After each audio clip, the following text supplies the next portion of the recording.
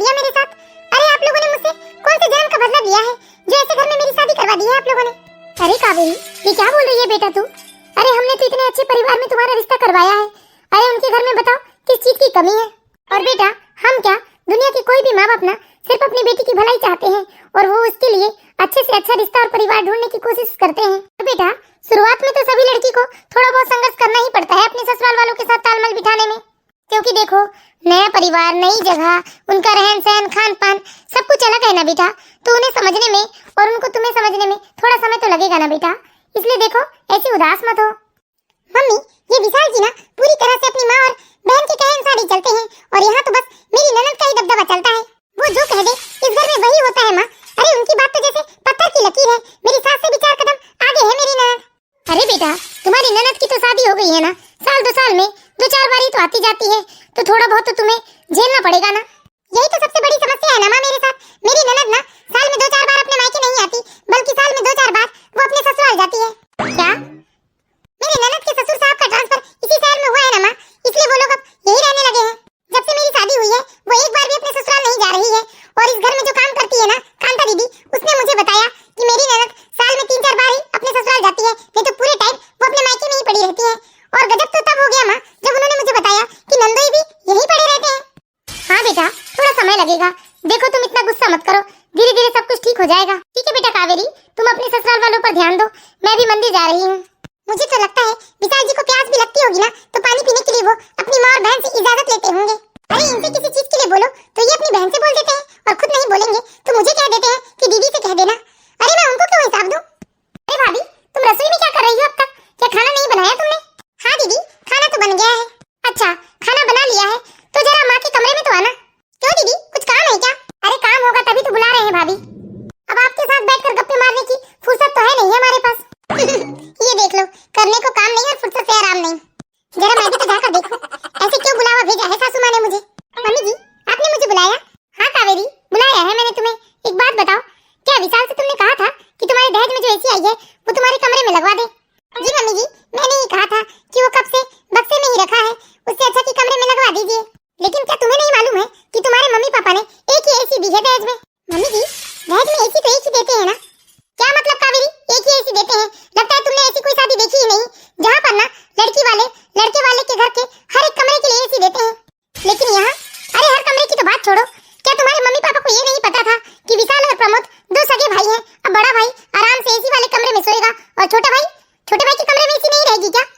इसलिए मेरी बात याद रखना कावेरी, जब तक तुम्हारे मायके से मेरे छोटे बेटे के कमरे के लिए एसी नहीं आ जाता तब तक वो एसी वहीं खड्डे में ही पड़ा रहेगा, लेकिन तुम्हारे कमरे में तो नहीं लगेगा। इसलिए याद रखना आज के बाद यदि तुम्हारे मन में कोई बात हो या तुम्हें किसी चीज की जरूरत हो तो तुम उसके लिए विशाल से नहीं बोलोगी, या तो तुम अपनी ननद या फिर अपनी सास से कहोगी। अरे पता नहीं है बहू के माँ बाप कैसे हैं, जरा भी समझदारी नहीं है उन्हें। उन्होंने तो पहले बेटी बेटी की भी शादी की है ना, क्या तब उन्हें किसी ने टोका नहीं कि कैसे क्या दहेज दिया जाता है? सास और ननद की बातें सुनकर बेचारी कावेरी बहुत ही उदास हो जाती है और कहीं न कहीं उसे अपनी सास और ननद के ऊपर बहुत गुस्सा आ रहा था, लेकिन वो मजबूर थी, उन लोगों को अपना गुस्सा नहीं दिखा सकती थी। आखिर उसे इस घर में आए हुए ही कितने दिन है, वो चुपचाप सब कुछ सुन लेती है और अपने कमरे में चली जाती है। मैंने आपसे कहा था कि एसी वाले को बुलवाकर एसी लगवा लीजिए कमरे में, आपको ये बात मम्मी जी से कहने की क्या जरूरत थी? अरे क्यों जरूरत नहीं है? अरे मैं कोई भी फैसला ना अपनी माँ और बहन से पूछे बिना नहीं लेता हूँ, और तुम्हें भी समझा देता हूँ उनके फैसले के खिलाफ कभी जाने की हिम्मत मत करना, क्योंकि उनके फैसले के खिलाफ आज तक मैं नहीं गया हूँ। क्या आप ये क्या बोल रहे हो? आपको मालूम भी है मम्मी जी ने क्या कहा है? मम्मी जी ने कहा कि मेरे पापा को 2 एसी देनी थी, वो भी एक देवर जी के कमरे के लिए। अरे तो कौन सा गलत कहा माँ ने? सही तो कहा। अब मैं यहाँ एसी में रहूंगा और मेरा छोटा भाई प्रमोद वो बिना एसी के रहेगा, अच्छा थोड़ी ना लगता है। और देखो प्लीज कावेरी, मैं तुम्हें फिर से एक बार समझाता हूँ कि माँ और दीदी के खिलाफ जाने की जरूरत नहीं है, क्योंकि ना मैं तो ना ही उनके फैसले के खिलाफ जा सकता हूँ और ना ही कभी तुम्हें सपोर्ट कर सकता हूँ। हे भगवान, काश ये बात मुझे पहले पता होती। क्या कर लेती तुम? रहने दीजिए, इस वक्त मुझे किसी से कोई बात नहीं करनी है। जैसी तुम्हारी मर्जी। अरे ये कैसे लालची लोग हैं? अरे कौन पिता है जो ऐसी अपनी बेटी के लिए भी दे और दामाद के छोटे भाई के लिए भी? और मैंने इन्हें बताया तो ये अपनी माँ को समझाने की बजाय मुझसे ही लड़ने को तैयार हो गए। ये सारी आग ना वर्षा दीदी की लगाई हुई है। अरे ये वर्षा दीदी अपने ससुराल में तो कम लेकिन मायके का पूरा हिसाब किताब रखती है। कितने नीच और घटिया लोग हैं ये। ठीक है मैं भी देखती हूँ कब तक नहीं लगाते हैं ये एसी, लेकिन मैं तो अपने पापा से और एक एसी देने के लिए बिल्कुल भी नहीं कहूंगी। ये सब देखकर कावेरी बहुत ही आश्चर्यचकित होती है और साथ में बहुत दुखी भी होती है। उसे लगता है इस ससुराल में उसका कोई अपना नहीं है। इस तरह धीरे धीरे 1 महीने बीत जाते हैं, लेकिन विशाल एसी लगाने से साफ मना कर देता है। पूरे 2 महीने वर्षा अपने मायके में रहती है, लेकिन एक दिन अचानक नंदोई जी वर्षा को लेने आ जाते हैं। अरे कावेरी, सामने चाय नाश्ता लेकर आओ, दामाद जी आए हैं। जी मम्मी जी, अभी ले आई। लगता है नंदोई जी ना वर्षा दीदी को लेने आए होंगे। इधर कावेरी अपने नंदोई के लिए चाय नाश्ता बनाने में बिजी हो जाती है और उधर वर्षा अपनी भाभी के कमरे में जाकर कुछ अच्छा सामान ढूंढने लगती है। यदि कोई अच्छा सामान मिल जाए तो वो उसे अपने मायके ले जा सके। अरे बाप रे, इतना बड़ा मेकअप सेट ये भाभी को लगाते आता है, ये यूं ही सजा कर रखा है इन्होंने अपने कमरे में। इस मेकअप सेट को ना मैं ही ले जा लेती हूँ अपने ससुराल। अरे ये क्या, दीदी मेरा मेकअप सेट लेकर कहाँ जा रही है? अरे दीदी, आपको तैयार होना है क्या इस मेकअप सेट से? नहीं भाभी, ये मेकअप सेट ना मैं अपने ससुराल लेकर जा रही हूँ अपने साथ। लेकिन दीदी ये तो मेरा है ना। अरे क्या हो गया, तो दीदी को पसंद आ गई इसलिए वो लेकर जा रही है अपने साथ। इसमें तुम इतना सवाल जवाब क्यों कर रही हो? अरे दीदी, यदि आपको मेकअप करना हो तो मेकअप कर लीजिए, उसके बाद ये डब्बा यहीं रख दीजिए। अरे नहीं नहीं दीदी, आप क्या इस गवार की सुनते हो? अरे मेकअप करने के लिए शक्ल सूरत भी तो होनी चाहिए, जो इस गवार के पास है नहीं। आप ले जाइए इस मेकअप सेट को अपने साथ। और वैसे भी ये मेरा घर है, मुझे ना भाभी से कुछ पूछने की जरूरत नहीं है। जो मुझे पसंद आएगा वो तो मैं अपने साथ लेकर जाऊंगी। तो कावेरी, मैं तुम्हें कितनी बार समझाऊं कि देखो तुम दीदी से ना इस तरह से सवाल जवाब मत किया करो। यदि तुमने अपनी ये हरकत नहीं सुधारी ना तो अभी मैं तुम्हारे पापा को फोन लगाता हूँ। अरे मम्मी पापा को भी ना तरीके की 4 बात सुनाऊंगा कि उन्होंने अपनी बेटी को ना कोई संस्कार नहीं दिया है। अरे बड़े छोटे से कैसी बात करना चाहिए ये तक नहीं आती है तुम्हें। अरे आप बीच में मेरे मम्मी पापा को क्यों ला रहे हो? बात तो हमारी है ना। तुम्हें समझाने का कोई फायदा हो तो नहीं रहा है, इसलिए मैं तुम्हारे मम्मी पापा से बात करने की बात कर रहा हूँ। ठीक है, नहीं कहती आज के बाद किसी से कुछ, लेकिन देखो मेरे मम्मी पापा को ना टेंशन देने की जरूरत नहीं है। अरे कावेरी बहू, कहाँ रह गई? क्या अपने नंदोई को चाय नाश्ता में ही विदा कर दोगी या खाना वाना भी खिलाओगी? अभी आई मम्मी जी। बेचारी कावेरी, उसने विरोध करने की बहुत कोशिश की, लेकिन उसकी आवाज को सबने दबा दिया और इस तरह से उसके मम्मी पापा को कुछ कहने की धमकी ने कावेरी को और अंदर से डरा दिया। इसलिए अब कावेरी को लगने लगा कि उसका चुप रहना ही ठीक है, वरना बेकार में उसके मम्मी पापा को टेंशन हो जाएगी। और सुनाइए साले साहब, सब बढ़िया? पढ़ाई कैसे चल रही है आपकी? सब ठीक ही है जिया जी। वैसे एक बात बताइए जिया जी, ये दीदी कितने दिनों के लिए अपने ससुराल जा रही है? अरे प्रमोद, ये क्या बोल रहा है तू अपने जिया जी से? अरे तुझे कॉलेज के लिए देर नहीं हो रही है क्या? जा तू अपने कॉलेज। हाँ मैं कॉलेज तो जाऊंगा, मैं तो बस जिया जी को यूं ही छेड़ रहा था। अच्छा तुम जाओ बेटा। अरे बच्चा है दामाद जी, वो हंसी मजाक करना तो उसकी आदत है। अरे हाँ मम्मी जी, मैं प्रमोद की बातों का बुरा नहीं मानता। नंदोई जी, खाना खाकर जाइएगा। अरे खाना तो फिर कभी, अभी तो वर्षा से एक जरूरी काम है मुझे। अच्छा ये बताइए मम्मी जी, आपने कहा था ना कि विशाल की शादी के बाद आप मुझे सोने का ब्रेसलेट और अपनी बेटी को सोने का करधन दिलवाएंगी, क्या बनवा लिया आपने? अरे हाँ दामाद जी, मैंने सोनार के यहाँ बता तो दिया है, डिजाइन बन जाएगा 1 आध महीने में। ये बताओ बेटा, अभी वर्षा को तो तुम लेकर जा रहे हो, कितने दिनों बाद उसे वापस ले आओगे? वर्षा के बिना इस घर में मेरा मन नहीं लगता। हाँ मम्मी जी, 1 महीने बाद जब ब्रेसलेट और करधन तैयार हो जाएगा तब मैं वर्षा को फिर से यहाँ छोड़ जाऊंगा। बाप रे, ये नंदोई भी कोई कम नहीं है, ये तो ननद से विचार कदम आगे है। कितने लालची और बेशर्म है जो मुंह खोल खोल कर अपने ससुराल से इस तरह से सोना चांदी मांग रहे हैं। ठीक है मम्मी जी, जल्दी बुला दीजिए वर्षा को। चलिए ना जी, मैं तो तैयार हूँ। अरे तुम्हारे कपड़ों का बैग कहाँ है? अरे ये क्या, मैं कब यहाँ से कपड़ों का बैग लेकर जाती हूँ? मुझे तो कुछ दिनों में फिर वापस आ जाना है ना, इसलिए चलिए। अरे वर्षा, इस बार ना तुम्हें पूरे 1 महीने के बाद ही आना है। अरे ऐसा क्यों बोल रहे हो आप? आपको मालूम है ना मेरे बिना मेरी माँ का मन नहीं लगता है यहाँ। अरे 1 महीने बाद ही मेरा ब्रेसलेट और तुम्हारा करधन तैयार होगा। मुझे तो लगा कि 3 महीने हो गए शादी को, अब तक सब कुछ तैयार हो गया होगा, लेकिन ये मम्मी जी भी ना मेरे बोलने का रास्ता देख रही थी। बस कीजिए, बेकार में ना मेरी माँ के ऊपर गुस्सा मत निकालिए। अरे देंगी देंगी नहीं देंगी, क्यों जरूरी है क्या देना? और आप मुझे इस तरह से ना रोक टोक नहीं कर सकते, जब मेरी मर्जी होगी ना तभी मैं आऊंगी। चलिए चुपचाप घर, और मुझसे ना ज्यादा उलझने की कोशिश मत कीजिएगा आप। अच्छा नहीं उलझूंगा।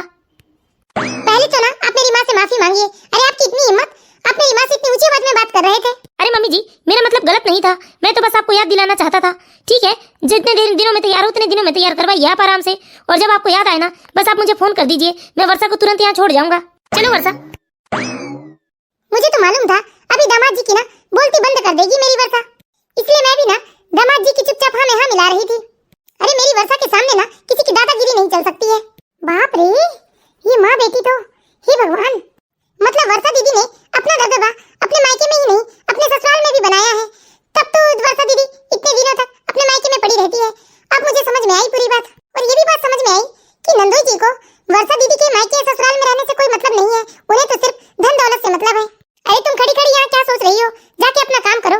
जी मम्मी जी, जो भी हो मेरी तो जान छुटी इस ननद से। अब इस घर में ना किसी प्रकार का कोई टेंशन नहीं होगा। अब वर्षा दीदी तो यहाँ है नहीं, इसलिए ये ना आज के बाद से मेरी ही बात मानेंगे। अब मैं भी ना चैन की सांस लेकर थोड़ी देर आराम कर लूं। ऐसा लग रहा है वर्षा दीदी नहीं है तो जैसे मैं अब खुलकर सांस ले रही हूँ। हाँ दीदी, कावेरी रसोई में है। भाभी से पूछो कि वो खाने में क्या बना रही है। कावेरी, खाने में क्या बना रही हो? अरे ऐसे क्या देख रही हो, जल्दी उतर दो। वो आलू गोभी की सब्जी और मेथी के पराठे बना रही हूँ। हाँ दीदी, सुन लिया ना आपने? अच्छा, तो ये विशाल जी सुबह से वर्षा दीदी से बात कर रहे हैं। मतलब वर्षा दीदी यहाँ नहीं है तो वो फोन में पल पल की खबर ले रही है अपनी माँ और बहन से, और ये भी बड़े आराम से उन्हें हिसाब दे रहे हैं। अरे ये अचानक मुझे कैसा लग रहा है, जैसे चक्कर आ रहा हो और उल्टी आने वाली हो।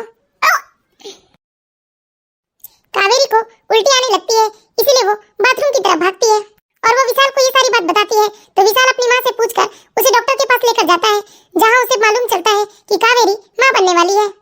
हाँ दीदी, आप बुआ बनने वाली हैं, लेकिन देखिए ना, ये कावेरी को तो बार बार उल्टियाँ हो रही है। देखो विशाल, इतनी भी उल्टियाँ नहीं होती है, आधे से ज्यादा तो कावेरी भाभी ना ड्रामा कर रही है। इसलिए देखो भाई, तुम ना भाभी के ड्रामे पे मत आना। अच्छा दीदी, मम्मी से बात कर लो आप। बधाई हो कावेरी, बुआ बनने वाली हो तुम। लेकिन माँ, ये विशाल बता रहा था कावेरी भाभी को बहुत ज्यादा ही उल्टी हो रही है। हाँ बेटा, हो तो रही है इससे ज्यादा उल्टी। नहीं माँ, भला इतनी उल्टियाँ हुआ करती है क्या? नहीं माँ, आधा तो ये कावेरी भाभी ना झूठ बोल कर ड्रामा कर रही होगी आप लोगों को दिखाने के लिए। आपको जताना चाहती होगी वो कि देखो वो कितनी तकलीफ में है, ताकि उसे घर के काम काज ना करने पड़े। इसलिए मेरी बात सुनिए माँ, ये भाभी के ना नकली ड्रामे के चक्कर में मत आना, नहीं तो ना कोई काम नहीं करेंगी वो, चुपचाप कमरे में आराम ही करते रहेंगी। मैं तो सोच लीजिए माँ, इस बुढ़ापे में ना सारा काम आप ही को करना पड़ेगा। अरे नहीं नहीं बेटा, मैं इसके झूठे उल्टी के ड्रामे में नहीं आने वाली हूँ, काम तो इसे ही करना पड़ेगा घर का सारा। अरे माँ ही तो बन रही है, ये कौन सा कुछ अलग कर रही है? सभी औरतें शादी के बाद तो माँ बनती है ना। चल ठीक है, मैं तुझे बाद में फोन करती हूँ बेटा। सुनो कावेरी, थोड़ी देर आराम कर लो, उसके बाद आकर रसोई संभाल लेना। मम्मी जी और विशाल जी तो मेरी माँ बनने की बात सुनकर ही कितने खुश हो गए थे, लेकिन जैसे ही इन लोगों ने वर्षा दीदी से बात की, इन लोगों का तो मिजाज ही बदल गया। और मुझे एक बात समझ में नहीं आई कि भला कोई उल्टियाँ भी होने का झूठा ड्रामा कर सकता है क्या?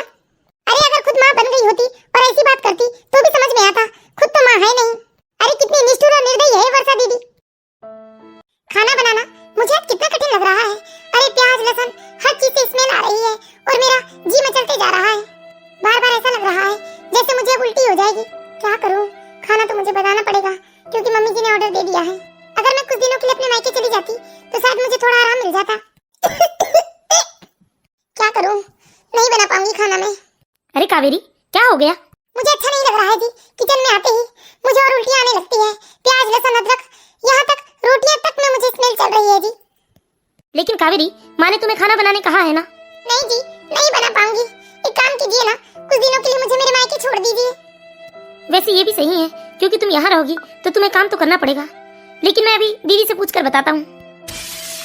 अरे हर बात में बस दीदी को पूछकर बताता हूँ। अगर दीदी कहेगी खाना मत खा भाई, तो लगता है ये खाना भी खाने छोड़ देंगे। इन्हें अपनी पत्नी की परेशानी नहीं दिख रही है, बस दीदी से अनुमति लेना है इन्हें, और दीदी ने मना कर दिया तो ये मुझे अपने मायके जाने नहीं देंगे।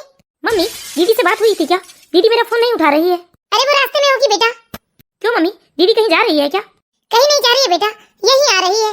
चलो अच्छा है, आमने सामने बात हो जाएगी। माँ, कावेरी मायके जाने को बोल रही है। अरे मैं क्या बोलूं बेटा, तेरी दीदी आ रही है ना, उसी से पूछ ले तू। अरे अच्छा हो गया दीदी, आप आ गई। अरे मुझे तो ना 24 घंटे बस अपने घर की चिंता लगी रहती है, इसलिए ससुराल में मेरा मन नहीं लगता। हाँ बेटा, तुम आ जाती हो ना तो मैं निश्चिंत हो जाती हूँ। दीदी, कावेरी मायके जाने को बोल रही। अरे नहीं विशाल भाई, हम अभी भाभी को मायके जाने नहीं दे सकते हैं। अगर वो मायके जाएंगी ना तो हमारी बुराइयां करेगी कि हमने उनके साथ गलत व्यवहार किया है, जबकि हमने तो उनके साथ कुछ गलत किया ही नहीं है। कावेरी भाभी को हमें इस घर के रंग में ढालने के लिए हम लोगों को ना थोड़ा कड़ा तो बनना ही पड़ेगा। हाँ मम्मी, तबीयत ठीक नहीं लग रही है मेरी। अरे भाई, भाभी ना अपनी माँ से बात कर रही है, जरा जाकर सुनो तो कमरे में, कहीं हमारी बुराई तो नहीं कर रही है। हाँ दीदी, अभी देख कर आता हूँ। अरे नमस्ते दीदी, कब आई आप? बस अभी थोड़ी देर पहले आई हूँ भाभी। अच्छा सुनिए जी, कल पापा मुझे लेने आ रहे हैं तो मुझे कुछ रुपए दे दीजिए, मुझे चूड़ी बिंदी और कुछ श्रृंगार का सामान खरीदना है। ये क्या भाभी, अभी अभी तो आपकी शादी हुई है और अभी से आपको चूड़ी और बिंदी कम पड़ने लगी? वो दीदी मैं मायके जा रही थी इसलिए। ये तो बताइए, आपको मायके जाने की इजाजत दी किसने है? क्यों मम्मी, आपने कहा है क्या भाभी को मायके जाने? नहीं तो बेटा, मैंने तो नहीं कहा। क्यों भाई, तुमने कहा है क्या इसे मायके जाने को? नहीं दीदी, मैंने तो नहीं कहा है। अच्छा, तो भाभी अब आप अपनी मन की चलाने लगी हो। देखो भाभी, अगर आप अपने पापा की बेइज्जती नहीं चाहते हो ना तो अपने पापा को मना कर दो कि अभी तुम मायके नहीं आ रही हो। ठीक है दीदी। अरे मम्मी, अभी तो पूरे 8 महीने घर के काम काज कर सकती है भाभी। जब 9वां महीना लगेगा और काम काज नहीं कर पाएंगी तब इन्हें इनके मायके भिजवा देना। कम से कम 9वें महीने में ये अपने मायके में रहेंगी तो डिलीवरी का खर्चा इनके मायके वालों के ऊपर आएगा ना। हाँ बेटा, बिल्कुल सही कह रही हो तुम। और ये सुनकर कावेरी को बहुत ही दुख होता है। वाह वर्षा दीदी, क्या खूब कहा आपने। जब तक मैं घर के काम काज कर सकती हूँ तब तक मैं इस घर में रहूंगी, उसके बाद आप लोग मुझे मेरे मायके भेज दोगे। ठीक है, एक बहू की जिम्मेदारी तो सिर्फ फर्ज निभाने की होती है, बहू के प्रति तो उसके ससुराल वालों की जैसे कोई जिम्मेदारी होती ही नहीं। बेचारी कावेरी चाहकर भी कुछ नहीं कर पा रही थी, क्योंकि उसने अपनी ननद का व्यवहार देख लिया था कि उसने अपने पति को किस तरह से सुनाया था। इसलिए कावेरी को डर था कि कहीं मैं अपने पापा को बुलाऊंगी तो मेरी ननद मेरे पापा को बेइज्जत न कर दे। इसी डर की वजह से कावेरी ने मायके जाने का ख्याल अपने दिल से निकाल दिया। बेचारी कावेरी, जिसकी हालत दिन ब दिन खराब ही होते जा रही थी, लेकिन वो फिर भी अकेले घर का सारा काम करती। इसी तरह धीरे धीरे पूरे 8 महीने बीत चुके थे। अब तो कावेरी बहुत ज्यादा कमजोर हो गई थी और जैसे ही 9वां महीना लगता है, कावेरी की ननद कहती है अपने माँ और भाई से कि अब कावेरी को उसके मायके छोड़ दो। और जब कावेरी अपने मायके पहुंचती है तो कावेरी की हालत देखकर कावेरी के माता पिता की आंखों से आंसू बहने लगते हैं। ये क्या बेटा, अरे क्या हालत हो गई है तुम्हारी? ठीक है मम्मी पापा जी, मैं जा रहा हूँ। अरे बेटा कुछ खा पी कर तो जाओ। अरे नहीं पापा जी, मैं ऑफिस के लिए देर हो जाऊंगा। कावेरी, क्या तुम अपने ससुराल में खुश नहीं हो बेटा? अरे नहीं नहीं पापा जी, ऐसी कोई बात नहीं है। वो प्रेगनेंसी की वजह से लगातार उल्टियां होती रही ना, इसलिए मैं इतनी कमजोर हो गई हूँ। कावेरी, अरे बेटा तुम बच्ची नहीं रह गई, कम से कम अपने खाने पीने का तो ध्यान रखा होता। अरे मेरी फूल सी बच्ची सूख कर कांटा हो गई है। ठीक है ना माँ, अब यहाँ आ गई हूँ ना, अब मैं खूब आराम करूंगी और खूब खाऊंगी पीऊंगी तो मैं पहले जैसे हो जाऊंगी। कावेरी के मायके वाले कावेरी की बहुत अच्छे से देखभाल करते हैं और धीरे धीरे कावेरी भी एकदम स्वस्थ और तंदुरुस्त होने लगती है। कुछ दिनों के बाद कावेरी ने एक प्यारी सी बच्ची को जन्म दिया था। कितनी प्यारी है मेरी गुड़िया, देखो कावेरी बिल्कुल तुम पर गई है ये। मम्मी, क्या मेरे ससुराल से कोई नहीं आया? आ जाएंगे बेटा। कब आएंगे मम्मी? पूरा एक दिन बीत गया, क्या उन लोगों को मेरी गुड़िया के आने की खुशी नहीं है? बाकियों का तो समझ में आता है, लेकिन विशाल जी को ऐसा नहीं लगता कि वो जल्दी से आकर अपनी गुड़िया को अपनी गोद में उठाए। अरे बेटा तू क्यों मन छोटा करती है, आ जाएंगे दामाद जी भी। अरे दामाद जी, बड़ी लंबी उम्र है आपकी, हम अभी अभी आपको याद कर रहे थे। देखिए तो कितनी चांद सी बेटी है, बहुत देर कर दी आपने आने में। अरे बेटा तुम्हारी मम्मी और दीदी नहीं आए? आए हैं ना समधन जी, कैसे नहीं आते। बधाई हो समधन जी, दादी बन गई हैं आप। अरे कैसी बधाई समधन जी, आपकी बेटी ने तो हमारे खानदान की परंपरा तोड़ दी। हमारे यहाँ तो पहला बच्चा हमेशा बेटा ही होता है। अरे और नहीं तो क्या, विशाल के पापा अपने माँ बाप की पहली संतान थे। उसके बाद मैंने वर्षा से पहले एक बेटे को जन्म दिया था, लेकिन दुर्भाग्यवश वो बेटा जीवित नहीं रह पाया। और मेरी दोनों देवरानी के घर ना पहली औलाद बेटा ही हुआ है, और देवरानी के बच्चों को भी, जितनों को बच्चे हुए हैं सबको बेटा ही हुआ है, लेकिन एक आपकी बेटी है जिसने हमारे घर की परंपरा तोड़ दी। ये कैसी बात कर रहे हो समधन जी आप? बेटा या बेटी को जन्म देना माँ के हाथ में तो नहीं होता ना। देखिए समधन जी, जो हमारे घर की परंपरा है ना, मैंने आपको बस वही बताया है। चलिए माँ, देख तो लिए ना अपने बच्ची को, और तुम भी अच्छे से देख लो भाई, क्योंकि 1.25 महीने के बाद ही हम भाभी को घर लेकर जाएंगे। ठीक है दीदी, देख लिया मैंने। चलो माँ। हे भगवान, कैसे लोग हैं ये? अब मुझे समझ में आया बेटा कावेरी कि जब तुम अपने ससुराल से मायके आई थी तब तुम्हारी हालत ऐसी क्यों थी, और ये लोग कितने शातिर हैं। हाँ माँ, ये लोग अपने आप को बहुत ही ज्यादा होशियार समझते हैं। अरे मैं सब जानती हूँ, इन लोगों की यही सोच है कि ये लोग अभी अगर मुझे घर लेकर जाएंगे तो मैं काम करने लायक तो हूँ नहीं, बल्कि ऊपर से इन लोगों को मेरी सेवा करनी पड़ेगी, इसलिए ये लोग मुझे मेरे ससुराल नहीं लेकर जाना चाहते हैं। और जैसे ही मैं सबकी सेवा लायक हो जाऊंगी तभी लोग मुझे लेने आ जाएंगे। अरे मैंने क्या कुछ नहीं झेला है माँ अपने ससुराल में। चूड़ी बिंदी के लिए भी कहती तो ननद कहती कि अभी शादी को साल भर नहीं हुए और महारानी की चूड़ी बिंदी खत्म हो गई। अरे यहाँ तक आपके दामाद जी को पानी भी पीना होना तो अपनी माँ और बहन से इजाजत लेते हैं। वो मैं बता नहीं सकती कि मैंने कैसे कैसे अपने दिन काटे हैं अपने ससुराल में। अब मेरी सास और ननद को मुझे ताना मारने का एक नया बहाना मिल गया है माँ कि मैंने बेटी को जन्म दिया है। इस तरह धीरे धीरे 1.25 महीने बीत जाते हैं और अब कावेरी के ससुराल वाले को लगने लगता है कि अब तो कावेरी ठीक हो चुकी है, अब वो घर के कामकाज कर सकती है। इसलिए कावेरी की सास ने सोचा कि अब कावेरी को बुला लेना चाहिए, और कावेरी की सास अपने बेटे विशाल को कावेरी को लेने भेज देती है। अरे दामाद जी, अभी बच्ची बहुत छोटी है, कम से कम बच्ची को 3-4 महीने का तो होने दो, उसके बाद ले जाना। और कावेरी भी अभी कितनी कमजोर है, एक तो गर्मी भी इतनी पड़ रही है। मम्मी जी, घर में सबको बच्ची की बहुत याद आती है, इसलिए माँ ने कहा है कि मैं ले आऊँ कावेरी को। ठीक है बेटा, ले जाओ। देखो कावेरी, अपना ध्यान तुम्हें खुद रखना है, बहुत कमजोर हो गई हो बेटा, अपने खान पान का विशेष ध्यान रखना। ठीक है मम्मी। इस तरह विशाल कावेरी और अपनी बच्ची को लेकर वापस अपने घर आ जाता है। देखो माँ, आ गए हम लोग। लाओ भाभी, बच्ची को माँ की गोद में दो और जाकर जल्दी से खाना बना लो सबके लिए। ठीक है दीदी। इस तरह बेचारी कावेरी दिन भर पहले ही की तरह घर के कामकाज में जुटी रहती है, और उसकी ननद और सास बस बच्चे को लेकर सामने बैठी रहती है। बच्ची चाहे कितना भी रोए, लेकिन जब तक काम खत्म नहीं होता है तब तक वो लोग कावेरी को आवाज नहीं लगाते हैं। मई का महीना था और बहुत तेज गर्मी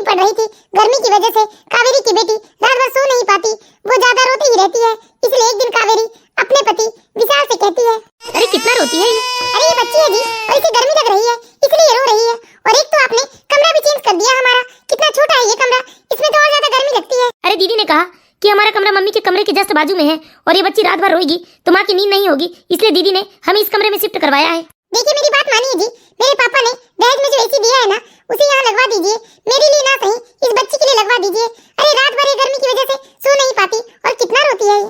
ठीक है, सुबह मैं दीदी और मम्मी से बात करूंगा। अरे कभी तो कुछ फैसले खुद से ले लिया करो जी। देखो कावेरी, तुम इस घर के ना नियमों को बदलने की कोशिश मत करो, जो होते आया है ना वही होगा इस घर में। कावेरी बेचारी कुछ नहीं कह पाती है और जब दूसरे दिन विशाल अपनी माँ और बहन से पूछता है एसी लगवाने, तब उसकी माँ का जवाब सुनकर कावेरी हैरान हो जाती है। लेकिन इस बार कावेरी अपने गुस्से पर काबू नहीं कर पाती है। अरे तुम्हारी हिम्मत कैसी हुई बहू दोबारा इस एसी के विषय में बात करने की? हमने तो तुम्हें पहले ही समझा रखा है ना कि जब तक तुम्हारा बाप मेरे छोटे बेटे के कमरे के लिए एसी नहीं दे देते हैं तब तक ये एसी मैं कहीं नहीं लगने दूंगी। और तुमने कोशिश भी की ना इस एसी को अपने कमरे में लगवाने की, तो इसे अब भी पेट्रोल डालकर जलाकर नाश कर दूंगी। क्यों मम्मी जी, देवर का ठेका क्या मेरे पापा ने ले रखा है? अरे देवर को उसके ससुराल से एसी नहीं मिलेगा क्या? विशाल मार इसके मुंह पर एक जोरदार तमाचा। अगर आज तुमने इसका मुंह बंद नहीं किया ना तो ये तुम्हारे सिर पर चढ़कर नाचेगी। बहुत ज्यादा जुबान चलने लगी है तुम्हारी। आपने बिना कारण मुझे चाटा मारा। विशाल इसे छोड़कर आओ इसके बाप के घर में और बता देना साफ साफ, रखो अपनी बेटी को अपने पास, कहना इसकी बहुत जुबान चलने लगी है। ठीक है दीदी। इस तरह विशाल अपनी बहन की बात मानकर अपनी पत्नी और अपनी बेटी को उसके मायके छोड़ आता है और जैसा उसकी दीदी ने कहा था ठीक वैसा वो कावेरी के पिताजी से कह देता है, मैं बहुत गलत घर में फंस गई हूँ माँ, मेरी जिंदगी बर्बाद कर दी है उन लोगों ने। हाँ बेटा, लेकिन अब क्या कर सकते हैं, अब तो एक बेटी भी हो गई है, काश तुमने ये सब हमें पहले बता दिया होता। बेचारे कावेरी के माता पिता बहुत ही दुखी होते हैं और वो अपनी बेटी के दुख को समझते हैं और उसे ये भी समझाते हैं कि बेटा जरूरत से ज्यादा अत्याचार नहीं सहना चाहिए। धीरे धीरे पूरा 1 महीना बीत जाता है लेकिन विशाल ने एक बार भी अपनी पत्नी कावेरी को फोन नहीं किया। लेकिन एक दिन कावेरी का मन नहीं माना तो उसने अपने पति विशाल को फोन किया। हेलो विशाल जी, क्या आपको मेरी और गुड़िया की याद नहीं आती है? कावेरी, वर्षा दीदी ने मुझे तुमसे बात करने के लिए मना किया है। अगर उनकी मर्जी के बिना मैं तुमसे बात करूंगा ना तो माँ और मेरी बहन को बहुत बुरा लगेगा, इसलिए देखो तुम मुझसे बात करने की कोशिश मत करना। आप ये क्या बोल रहे हैं जी? क्या वर्षा दीदी मुझे छोड़ने के लिए कह देगी तो आप खुशी खुशी छोड़ भी देंगे? तुम्हें तो मालूम है ना कावेरी कि मैं अपनी बहन की बात नहीं टाल सकता हूँ, इसलिए मैं फोन रखता हूँ। अरे ईश्वर ने किस मिट्टी से बनाया है इस विशाल को? अपनी पत्नी और अपनी बच्ची के बारे में एक बार भी नहीं सोचते हैं ये। इस तरह धीरे धीरे पूरे 1 साल का समय निकल जाता है लेकिन कावेरी के ससुराल वाले एक बार भी उसकी खबर नहीं लेते। और कावेरी की ननंद वर्षा वो तो विशाल का पूरी तरह से ब्रेन वॉश कर चुकी थी। वो विशाल को समझाती थी कि तुम कावेरी को तलाक देकर एक बेटी की जिम्मेदारी से मुक्त हो जाओ और किसी अच्छी लड़की से शादी कर लो, क्या पता अगर दूसरी शादी करोगे तो तुम्हें पहली संतान बेटा हो। विशाल एक दिन खुद आता है अपने ससुराल और कावेरी को तलाक के पेपर देकर वापस चला जाता है। अच्छा तो तलाक चाहिए इन लोगों को? अच्छा तो तलाक चाहिए। देखिए मम्मी पापा, अभी तक तो ना हम लोग शांति से सब कुछ झेल रहे थे लेकिन अब बहुत हो गया। अब तो हमें ना अपनी उंगली टेढ़ी करनी पड़ेगी क्योंकि सीधी उंगली से घी नहीं निकलने वाला। अब तक हम चुप थे ना, इसका इन लोगों ने बहुत फायदा उठाया है। इन लोगों ने मेरे साथ बहुत अत्याचार किया है। अरे मुझे खाना भी नहीं दिया है, यहाँ तक मेरे ऊपर हाथ भी उठाया है। अरे इन लोगों ने मुझे परेशान करने का कोई भी मौका नहीं छोड़ा है और शादी के बाद भी इन लोगों ने हमसे कितना मुंह मांगा दहेज लिया है, कितना परेशान किया है आप लोगों को दहेज के लिए। लेकिन बेटा हम क्या करेंगे? बस अब देखिए पापा आप। हेलो, आप वर्षा के पति बोल रहे हो क्या? हाँ भाई, मैं तुम्हारा नंदू ही बोल रहा हूँ। अरे कैसे पति हो तुम? क्या अपनी बीवी के ऊपर जोर नहीं चलता है तुम्हारा? अरे कावेरी भाभी, ये कैसी बात कर रहे हो आप? देखो नंदोई साहब, ज्यादा ना नौटंकी करने की जरूरत नहीं है। तुम्हारी बीवी से तो अपना घर संभलता नहीं और ये चली है अपने मायके की बागडोर अपने हाथ में लेने। समझ में नहीं आता कैसे पति हो तुम जो तुम्हारी पत्नी अपने ससुराल से ज्यादा अपने मायके में इंटरफेयर करती है। लगता है तुम्हारी औकात नहीं है अपनी पत्नी को पालने की। अरे ये क्या बोलते जा रहे हो आप? बहुत सही बोल रही हूँ मैं। ये सब कुछ जानते हुए भी तुम बस अपनी बीवी के मायके से लूटने का काम करते हो। अरे लोभी लालची, जब औकात नहीं थी पत्नी को पालने की तो शादी करने की जरूरत क्या थी? अरे अपनी पत्नी के पीछे पीछे अपने पत्नी के मायके आ जाते हो धन दौलत लूटने के लिए। बहुत हो गया, अब अपनी जुबान पर लगाम लगा लो। अभी तक तो मेरी जुबान पर लगाम लगा रखी थी, अब जाकर तो मेरी जुबान खुली है। अब देखो तुम और तुम्हारी बीवी की मैं क्या हालत करती हूँ और साथ में तुम्हारे प्यारे प्यारे ससुराल वालों का। अरे बहुत शौक है ना तुम्हारी बीवी को मायके का हिसाब किताब रखने का। एक एक हिसाब किताब ना निकलवाया तो मेरा भी नाम कावेरी नहीं। अब मैं ना सीधा थाने पर जा रही हूँ रिपोर्ट लिखवाने और मेरी रिपोर्ट में ना सबसे पहले नाम तुम्हारा और तुम्हारी बीवी का होगा। अरे मेरी जिंदगी खराब करके रखी है तुम लोगों ने। भले ही तुम लोग सब जमानत पर छूट जाओ लेकिन कम से कम 1-2 दिन तो पुलिस की ऐसी लाठी पड़वाऊंगी ना। अरे इतना कुटवाऊंगी ना पुलिस से मैं तुम लोगों को कि जिंदगी भर अपने पैरों से चले लायक के नहीं रह जाओगे तुम लोग।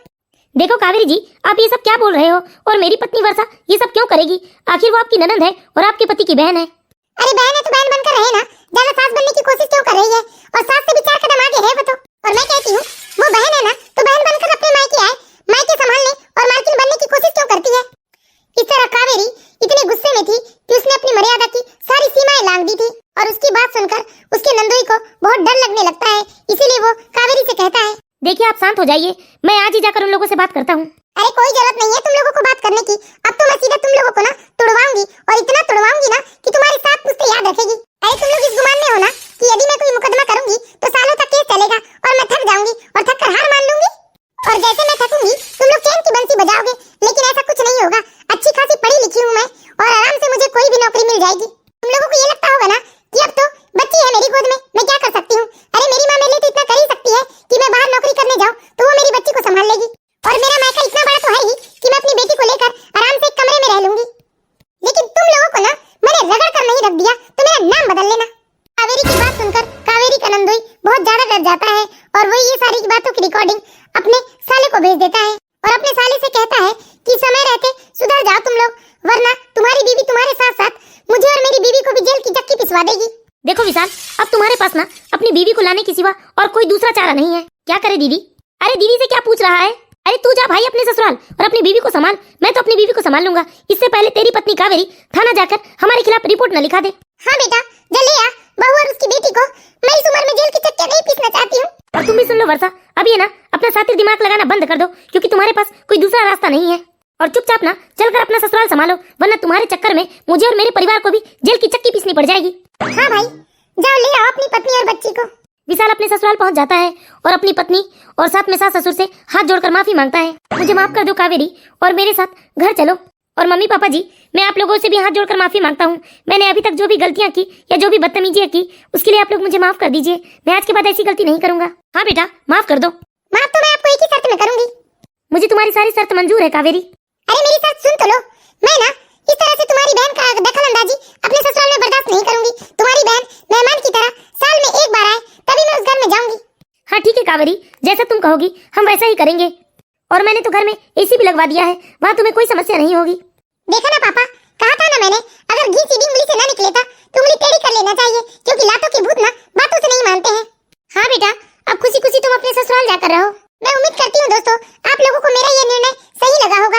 यदि निर्णय सही लगा हो तो प्लीज इस वीडियो को लाइक करें, और इसी तरह की मोरल स्टोरी देखते रहने के लिए